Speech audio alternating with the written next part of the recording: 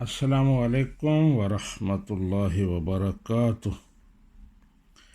احباب، برٹن آن Trent you کے سے میرے ایک دوست ہیں غلام مرتضیٰ صاحب، انہوں نے مجھے ایک ویڈیو بھیجی ہے۔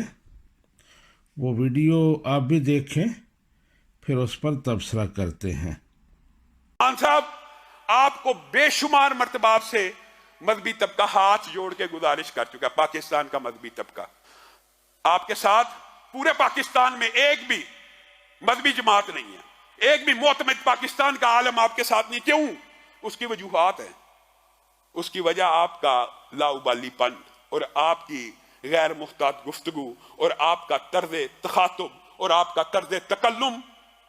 آپ نے کل کیا بیان دی ہے؟ افسوس ہوتا ہے، میں یہ نہیں کہتا، میں آپ پہ گستاخی کا الزام نہیں لگاتا، لیکن آپ نے اپنی لا علمی اور جہالت کی بنیاد کے اوپر پہلے بھی اس طرح کے جملے کئی مرتبہ بولے ہیں، اور کل آپ نے یہ جملہ بول دیا کہ مدینہ کی ریاست میں پہلے 5 سال خوشحالی نہیں تھی۔ دیکھیں، مدینہ کی ریاست میں 2 چیزیں پہلے آئی تھیں۔ 622 میں نبی صلی اللہ علیہ وسلم ہجرت کر کے مدینہ گئے، اور پہلے 5 سال بڑی مشکل سے امت مشکلوں کا سامنا کرنا پڑا، سروائیو کیا، کوئی خوشحالی نہیں تھی۔ جی احباب، آپ نے ویڈیو دیکھی، اس میں مولانا صاحب وزیر اعظم پاکستان عمران خان پر بہت غصے میں نظر آ رہے ہیں۔ انہوں نے دراصل نبی رحمت صلی اللہ علیہ وآلہ وسلم کی سیرت کے حوالے سے ایک بیان دے دیا ہے جس پر انہیں بڑا غصہ آیا ہوا ہے، اور بڑے فخر سے کہہ رہے ہیں کہ مستند عالم دین کوئی بھی آپ کے ساتھ نہیں ہے۔ حالانکہ علماء کرام کو اس بات پر فخر کرنا چاہیے تھا کہ ہمارا پہلا وزیر اعظم ہے جو ہر تقریر میں، ہر گفتگو میں سیرت مصطفیٰ کا حوالہ دیتا ہے۔ اگرچہ اس سے غلطیاں بھی ہوتی ہیں، تو علماء کرام کو چاہیے کہ اس کی اصلاح کریں، اس کی حوصلہ افزائی کریں کہ تم یہ ٹھیک کہہ رہے ہو، لیکن یہ چیز اس طرح ہے، اس کو اس طرح کر لو، تو اس طرح اس کی اصلاح ہوگی اور اسے اور حوصلہ ملے گا۔ لیکن اس سے ذرا سی غلطی ہوتی ہے تو علماء کرام اس کے لتے لینا شروع کر دیتے ہیں۔ میں کہتا ہوں کہ پہلا وزیر اعظم ہے مملکت پاکستان کا جو اس طرح سیرت مصطفیٰ کا دھڑلے سے نام لیتا ہے، ذکر کرتا ہے ہر تقریر میں۔ کوئی اس کی تقریر ایسی نہیں ہوتی جو سیرت مصطفیٰ کے حوالوں سے خالی ہو۔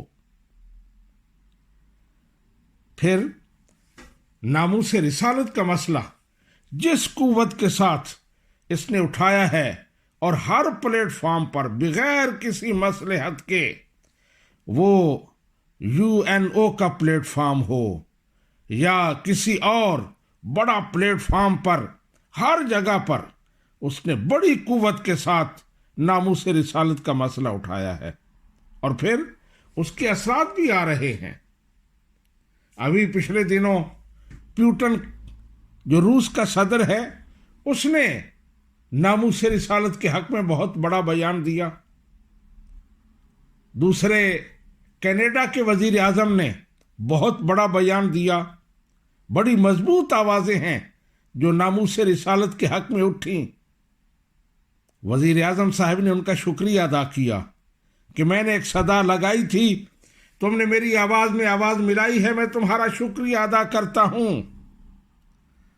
لیکن مجھے افسوس ہے کہ علماء کرام میں سے کسی نے بھی اس پر وزیر اعظم کی تحسین نہیں کی کہ وزیر اعظم صاحب، تم نے یہ بہت بڑا قدم اٹھایا تھا، اس کے رزلٹ اب آ رہے ہیں، تمہارا شکریہ، تمہیں شاباش۔ بس ذرا سی بات ہوتی ہے تو اس کے لتے لینا شروع کر دیتے ہیں، ایسے پڑ جاتے ہیں کہ آئندہ وہ ڈرے نام لینے تھے سیرت مصطفیٰ کا، نبی رحمت صلی اللہ علیہ وآلہ وسلم کا۔ اب جو مسئلہ مولانا صاحب اٹھا رہے ہیں، اس میں وزیر اعظم صاحب ٹھیک ہیں، 100% وہ ٹھیک ہیں، مولانا صاحب خود غلط ہیں۔ وزیر اعظم کو کہہ رہے ہیں کہ یہ تمہاری جہالت ہے، تو حقیقت میں جہالت ان مولانا صاحب کی اپنی ہے۔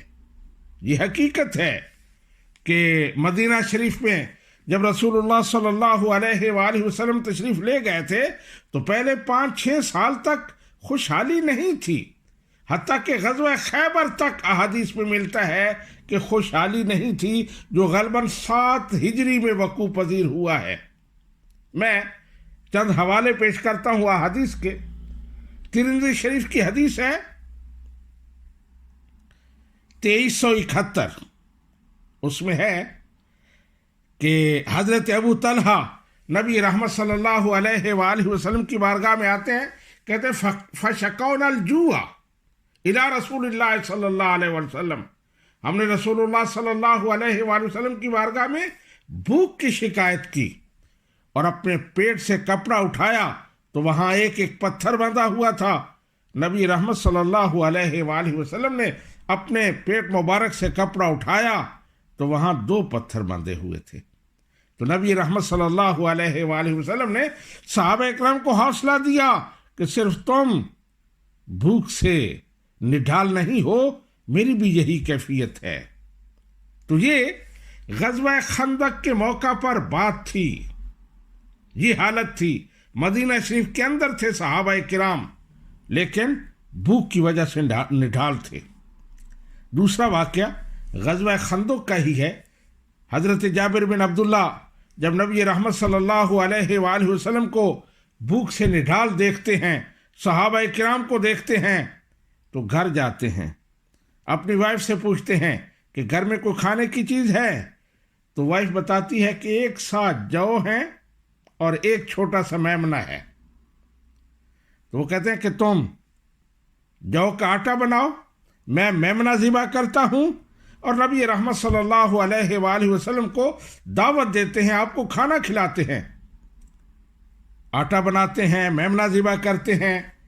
تو وائف حضرت جابر بن عبداللہ کے کان میں کہتی ہے کہ جانا تو صرف نبی کریم صلی اللہ علیہ وآلہ وسلم کو بتانا، کوئی اور نہ سنے، کیونکہ ہماری حیثیت صرف اتنی ہے کہ ہم نبی کریم صلی اللہ علیہ وآلہ وسلم کی دعوت کر سکتے ہیں، صحابہ کرام کی مہمان نوازی نہیں کر سکتے۔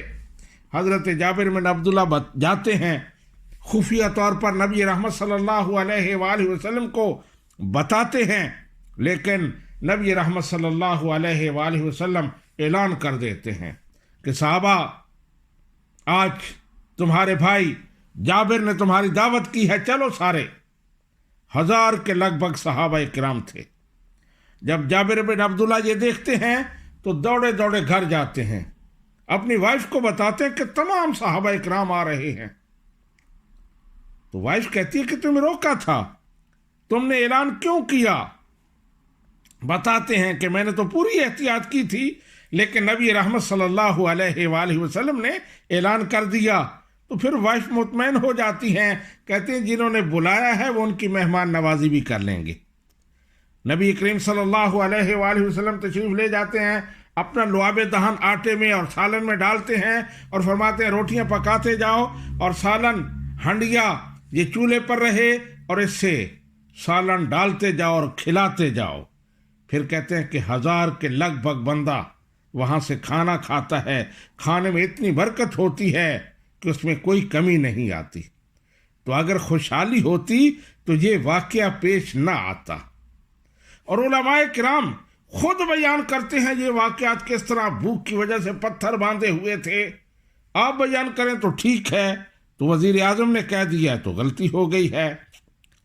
تیسری حدیث مبارکہ جو میں نے حدیث پیش کی ہے، یہ بخاری شریف کی 4102 نمبر حدیث ہے، تیسری حدیث پاک، یہ 4242 ہے بخاری شریف کی۔ سید عائشہ صدیقہ رضی اللہ تعالی عنہ بیان کرتی ہیں کہ جب تک خیبر فتح نہیں ہوا تھا، ہم نے کھجوریں کبھی سیر ہو کر نہیں کھائی تھیں۔ खैबर फतह हुआ तो हमने कहा कि अब हम सैर होकर खजूरें खाएंगे। मदीना शरीफ में खुराक अक्सर खजूरें थीं, लेकिन वो भी सैर होकर नहीं खाते थे। 4243 हदीस है बुखारी शरीफ की। हजरत अब्दुल्ला बिन जाबिर रदियल्लाहु ताला अन्हु रिवायत करते हैं कि जब तक खैबर फतह नहीं हुआ था हमने कभी पेट भरकर खाना नहीं खाया था। हमारी हालत बड़े तंग थे, हालात खुशहाली नहीं थी। तो ये अहदीस बताती हैं कि वजीर आजम ने बिल्कुल ठीक कहा है। मौलाना साहब की अपनी जहालत है, वो उसका इलाज करें। शुक्रिया।